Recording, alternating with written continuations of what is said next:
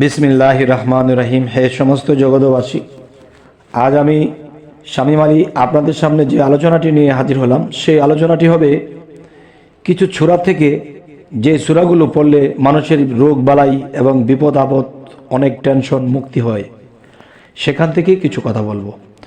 সূরা লাইল এর আমল ও ফজিলত। সূরা লাইল এর আমল ও ফজিলত থেকে যে কথাটি বলা হবে, এই সূরা 108 বার, এই সূরা 108 বার পাঠ করলে আর্থিক ক্ষতি হতে রক্ষা পাবেন। পৃথিবীতে মানুষ যাই কিছু সম্পদ, যাই কিছু টাকা পয়সা আছে, তাই নিয়ে তারা একরকম ভালোই আছে, কিন্তু যেতটুকু সঞ্চিত টাকা পয়সা আছে এই নিয়েই তারা চিন্তিত থাকে যে কখন কি হয়। এই জন্য কোনো বিপদ যেন না হয়, এ সূরা 108 বার পাঠ করে এবং আর্থিক অবস্থার উন্নতি থাকবে, অবনতি হবে না। এবার আসি, প্রত্যহ পাঠ করলে যাবতীয় সমস্যা সমাধান হয়ে যাবে আল্লাহর তরফ হইতে। আচ্ছা, অবশ্যই মনে রাখবেন সূরাটি লাইল এর আমল ও ফজিলত। এবার আসি, সূরা তিলাওয়াত করে মৃগী রোগী বা যে কোনো রকমের সংজ্ঞাহীন রোগীর কানে ফুঁক দিলে সেই সূরাটি হলো সূরা শামস। সূরা শামস এর আমল ও ফজিলতে এই কথা বলা হচ্ছে। কথাটি আমি আবার বলছি, এ সূরা তিলাওয়াত করে মৃগী রোগী বা কোনো রকমের সংজ্ঞাহীন রোগীর কানে ফুঁক দিলে শীঘ্রই সংজ্ঞা ফিরে আসবে। এ সূরা লিখে ধৌত করে এর পানি পান করালে জ্বর নিরাময় হয়ে যায়। প্রত্যহ একবার পাঠ করলে যাবতীয় বিপদ আপদ থেকে নিরাপদ থাকবে ইনশাআল্লাহ। অবশ্যই আমরা যদি সূরা শামসের এই আমল ফজিলতগুলো করি, তো ইনশাআল্লাহ দুনিয়াতে আমরা ভালো থাকতে পারবো। আর শুধু সুখ শান্তি করে থাকার জন্যই ভালো নয়, আরেকটি ভালো হলো, দেখুন, আপনি যদি পেটের ব্যথায় ভোগেন, আপনি যদি মাথা ব্যথায় ভোগেন, আপনি শরীরের বিভিন্ন বিমার নিয়ে ভোগেন, তাহলে কিন্তু আল্লাহকে ডাকতেও পারবেন না, আল্লাহর ইবাদতও করতে পারবেন না। আচ্ছা, তো এবার আসি সূরা দুআ এর আমল ও সূরা দুহা এর আমল ও ফজিলত এর থেকে কিছু বলবো। সেটি হলো, দেখুন, এ সূরা 7 বার পাঠ করলে পলাতক ব্যক্তি এবং হারানো বস্তু ফিরে পাওয়া যাবে। সুবহানাল্লাহ, আলহামদুলিল্লাহ। আল্লাহ আমাদের কাছে এমন কিছু সুযোগ সুবিধা কোরআন থেকে রেখেছে, আমরা অবশ্যই এগুলা করব, মনে রাখব এবং সেই বিপদের সময় আমরা কাজে লাগাবো। তবে মনে রাখতে হবে, সূরাটি হলো সূরা দুহা এর আমল ও ফজিলত। এ সূরা 7 বার পাঠ করলে পলাতক ব্যক্তি এবং হারানো বস্তু ফিরে পাবেন এবং 75 বার, এই সূরা 75 বার জাপ করলে আল্লাহ চাহে তো রাসূলুল্লাহ সাল্লাল্লাহু আলাইহি ওয়াসাল্লাম এর শাফায়াত নসিব হবে। এবার আসি সূরা ইনসিরাহ এর আমল ও ফজিলত।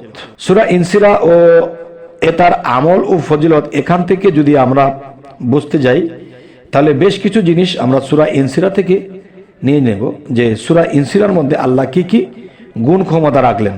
এ সূরা পাঠ করে বুকে ফুঁক দিলে অথবা পানিতে ফুঁক দিয়ে সে পানি বুকে মালিশ করলে বুকের বেদনা, হৃদয়ে বেদনা আরোগ্য হবে। অবশ্যই এই রোগের মানুষ পৃথিবীতে অনেক বেশি, তাই কথাটি আমি আবার বলছি, সূরা ইনসিরাহ এর আমল ও ফজিলত থেকে এ সূরা পাঠ করে বুকে ফুঁক দিলে অথবা পানিতে ফুঁক দিয়ে সে পানি বুকে মালিশ করলে বুকের বেদনা ও হৃদয়ে বেদনা আরোগ্য হবে। আচ্ছা, এবার আসি, সূরা ইনসিরাহ এর সূরা লিখে ধুয়ে পান করলে, সূরা ইনসিরাহটি ধুয়ে যখন আপনি পান করবেন, আর লিখতে হবে এমন একটি কাগজে, যেই কাগজ বারবার পানিতে চুপ দেওয়ার পরেও সেই কাগজটি নষ্ট হবে না, এমনই একটি কাগজ বাছাই করে নিতে হবে। এই সূরাটি লিখে ধুয়ে পানি পান করলে গুর্দা ও প্রস্রাবের থলি হতে পাথর টুকরা টুকরা হয়ে হয়ে বের হয়ে আসবে। আচ্ছা, এই কথাটা আমি আবার বলছি, পৃথিবীতে অনেক মানুষ কিডনির পাথর, প্রস্রাবের থলিতে পাথর, বিভিন্ন পাথরের কারণে মানুষ মৃত্যুবরণ করে, অপারেশন করে, জীবন ভরা কষ্টই করে। তাই বলবো কি, সূরা ইনসিরাহ এ সূরা লিখে ধুয়ে পানি পান করলে গুর্দা এবং প্রস্রাবের থলি হতে পাথর টুকরা টুকরা হয়ে বের হয়ে আসবে। আচ্ছা, তো এবার আসি, কোনো কাজ বা ব্যবসা যে কোনো কারণে বন্ধ হয়ে গেলে এই সূরা ইনসিরা 20 বার এই সূরা পাঠ করবে। আল্লাহ চাহে তো পুনরায় তা চালু হবে। কোনো জিনিস কিনে এ সূরা পাঠ করে তাতে ফুঁক দিলে সে জিনিসের বরকত হবে। আপনি বাজার করেছেন, আপনি ডাউল চাউল কিনেছেন, আপনি সাংসারিকভাবে খাদ্যদ্রব্য জিনিস আপনি কিনেছেন, কিন্তু সংসারে মানুষ বেশি, মনে ভয়, না জানি কি কয়, এই সদাই কি হবে, এটাই লাগছে সবসময় মনে ভয়। তবে আজকের কোরআনের সূরা ইনসিরা আপনাদেরকে কয়, যদি আপনারা শোনেন নির্ভয়, তাহলে অবশ্যই আপনাদের এটি কাজে লাগবে। আমি কথাটি আবার বলছি, আল্লাহ চাহে তো এই সূরার বিনিময়ে, এই সূরার গুণের কারণে, আপনার আদবের সাথে পড়ার কারণে কি হতে পারে, আল্লাহ চাহে তো পুনরায় তা চালু হবে। কোনো জিনিস কিনে এই সূরা ইনসিরা পাঠ করে তাতে ফুঁক দিলে সে জিনিসের বরকত হবে। প্রত্যহ 7 বার করে পাঠ করলে অন্তর পরিষ্কার ও প্রশান্ত হবে। আচ্ছা, এবার আসি, সূরা ইনসিরাত থেকেই বলা হচ্ছে, পরের জন্য এ সূরা পাঠ করে একটি সুতায় ফুঁক দিবে। পাঠ করার সময় প্রত্যেক কাফ বর্ণে পৌঁছে সুতায় একটি করে গিরা দিবে। তাতে সর্বমোট 9টি গিরা হবে। অতঃপর ওই সূরাটি বাম হাতের কবজিতে বেঁধে দিবে। ইনশাআল্লাহ অতি শীঘ্রই জ্বর সেরে যাবে। আলহামদুলিল্লাহ। হে সমস্ত জগতবাসী, অবশ্যই আমি আপনাদের সামনে এই সূরাগুলো এজন্যই নিয়ে আসলাম, পৃথিবীতে অনেক মানুষ ঔষধের দ্বারা ভালো হয় না, আল্লাহর এই কালামের দ্বারা যদি ভালো হয়ে যায় তো আলহামদুলিল্লাহ। তবে আরো একটি সূরা আমি আপনাদের সামনে তুলে ধরছি, সেটি হলো সূরা 3 এর আমল ও ফজিলত থেকে। এ সূরা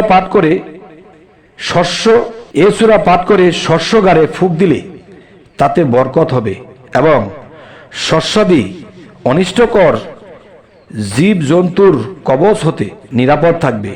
7 বার পাঠ করলে মনোবাসনা পূর্ণ হবে। প্রত্যহ 3 বার পাঠ করলে সকলের নিকট প্রিয় পাত্র হয়ে যাবে। আল্লাহ আমাদেরকে বোঝার তৌফিক দান করুন। এবং দেখুন, আমাদের এই চ্যানেলটি যদি আপনাদের ভালো লাগে তো অবশ্যই সাবস্ক্রাইব করে নেবেন, পরবর্তীতে যেন আরো ভালো আলোচনা এনে দিতে পারি। তো সকলেই ভালো থাকবেন। আল্লাহ হাফিজ।